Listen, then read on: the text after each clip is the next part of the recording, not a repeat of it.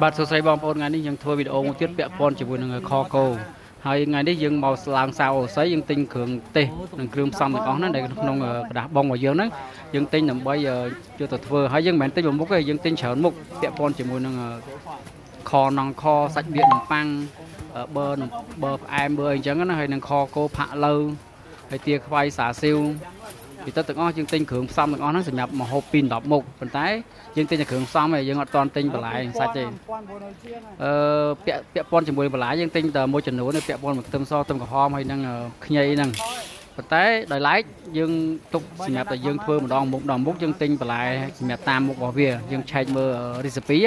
ហើយបន្តមកទៀតយើងទិញសាច់តាមនឹងដែរទៅយើងជួលយើងទុកដាក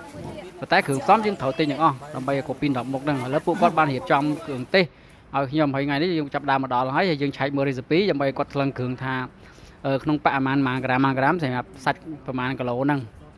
ហើយយើង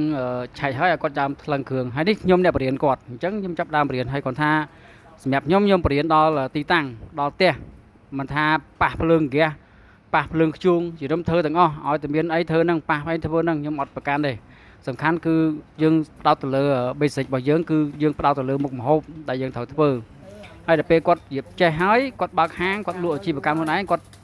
់ធ្វើហ្គាសទៅដោយសារនេះគាត់អត់ទាន់បានទិញប្រាក់បដាច្រើនគាត់អត់ទាន់ហ៊ានចំណាយលុយច្រើនណាគាត់ចំណាយលុយទៅគ្រឿងទេសសាច់នេះសាច់បាំងហើយនឹងសាច់យាវ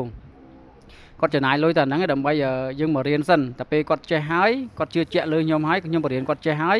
គឺគាត់ទិញសម្ភារៈដើម្បីបើកហាងលក់អញ្ចឹងណាអានេះបងគាត់សម្រាប់ចិត្តយកកញ្ចប់ហ្នឹងជាមួយខ្ញុំគឺពី10មុខតែខ្ញុំបរៀនម្ដងមុខអញ្ចឹងយើងអត់បង្ខំឲ្យគាត់ទេយើងរៀនឲ្យគាត់បានចាប់មួយកុំឲ្យលឿនពេកហើយនេះចាប់ដើមស្ងោរសាច់ស្ងោរអញ្ចឹងណាហើយបងប្អូនហើយយើងចាប់ដើមស្ងោរឲ្យគាត់មើលតាមរបៀបការងាររបស់យើងមួយហើយ recipe យើងប្រាប់គាត់ច្បាស់នៅក្នុងនឹងថាសាច់ប្រមាណក្រាមគ្រឿងទេសប្រមាណក្រាមគ្រឿងផ្សំប៊ីចេងស្ករអំបិលអីទឹកត្រីអីគឺយើងប្រាប់ចំនៅក្នុងគោលដៅហ្នឹង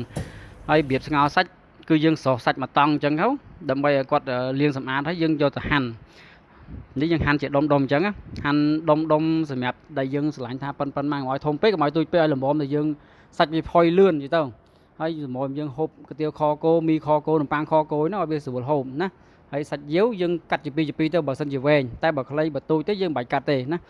ាពាក់ព័ន្ធជាមួយនឹងការសាច់យើងជាក់ស្ដែងយើងមកវិសាយើងស្រោះទៅយើងឃើញវាប្របាយមកយើងកាត់ប៉ុណ្ណឹងឥឡូវយើងចូលមកដល់ការលីងគ្រឿងឈ្ងុយអញ្ចឹងវាមានឈើអែមផ្កាច័ន្ទម្ដេងគល់ក្រីអីហ្នឹងយើងត្រូវលីងជាមួយគេទាំងអស់លីងឲ្យវាឈ្ងុយមួយខ្ទឹមក្រហមខ្ទឹមសហ្នឹងដើម្បីអីយើងយកទៅខ្ចប់ជាមួយនឹង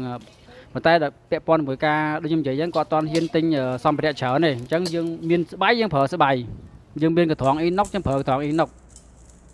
អញ្ចឹងតែខ្ញុំបញ្យល់ប្រាប់គាត់អស់ហើយមិនមែនថាយើងប្រើស្បៃព្រោះស្បៃវាអត់ល្អទ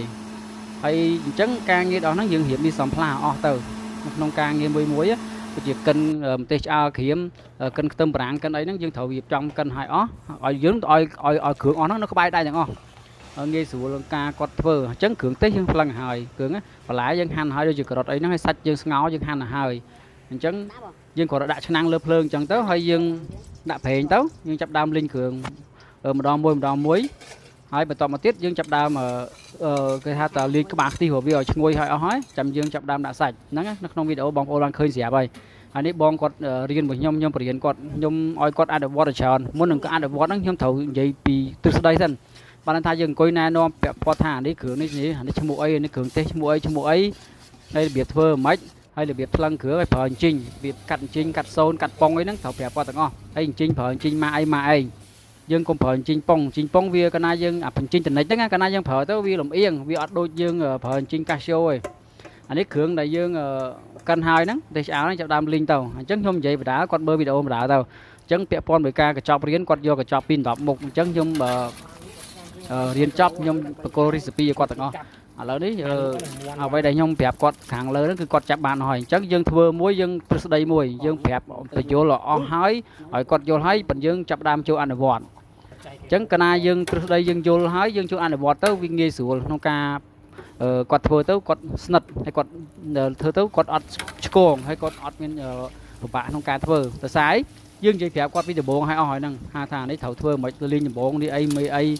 ហើយបន្តទៀតថ្លឹងគ្រឿងត្រូវថ្លឹងណាមុនហើយថ្លឹងគ្រឿងតង់ទី1គ្រឿងតង់ទី2អញ្ចឹងណាព្រោះយើងត្រូវក៏បែងចែកគ្រឿងមិនមែនថ្លឹងមិនចូលទាំងអស់ហើយយើងមានគ្រឿងដូចស្ករត្នោតទឹកត្រីត្រូវថ្លឹងសេអញ្ចឹងទៅគល់ក្រីម្ដេងគល់កសាយថ្លឹងសេអញ្ចឹងទៅឃើញទេ hay là cường này bên lạ mùi sạch như thằng sen chứ nó không nó dương cho phép quạt là hồn hỡi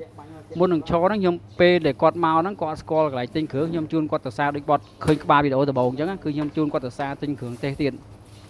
chẳng chết đánh cứ dương thổi thôi chẳng là bây giờ quạt trẻ chứ bà mẹ thơ lên quạt má này phụ quạt trẻ tớ quạt cọp chỉ cam quạt trong lụa cái tiêu lụa bài lụa ấy bộ phạ lâu tia khoai xả siêu ấy nắng hay nằm pang sạch ấy có thơ ban được không tại sao tại nhom liền nằm ắt nó không nắng hơi p quạt trẻ xấu quạt ba thổi thoáng quạt miên recipe chẳng còn nghe play trẻ quạt miên recipe mới đây bà bom vô cơn mơ mở lần khưởng tam recipe được ngon còn là còn dương riêng pi được biệt phơ hay năng pi ad award pi quạt vừa xòmไอ้กอดสนัดจมูกนั่งกางเงี้ยนงนั่งจังนะบ้านเราคอโกยังอันหายคือเอ็มมองไปตัวชงันจอยเยอะยังเลยเศร้าจีละบายตึกไอ้สมูทสัดหลังพอยละอ้อชงันให้รู้จิตบิ้งอัดโดยคอโกเดี๋ยวไปตัวจังปัวตั้งกันเลยคืออ่านว่าเอ็มมองไปตัวอัดอ้อยเคาะจิตเลยอัดอ้อยเคาะมันน้องยังเรียนคือจุบ่ามวยดังมวยบ้านโอเคแล้วคอโกจับไว้แล้วยังจับได้มานี่ยังประกอบรีสปีกอดให้สังคมทางกอดดังประกอบชีกรรมจุกใจออกก้นบาย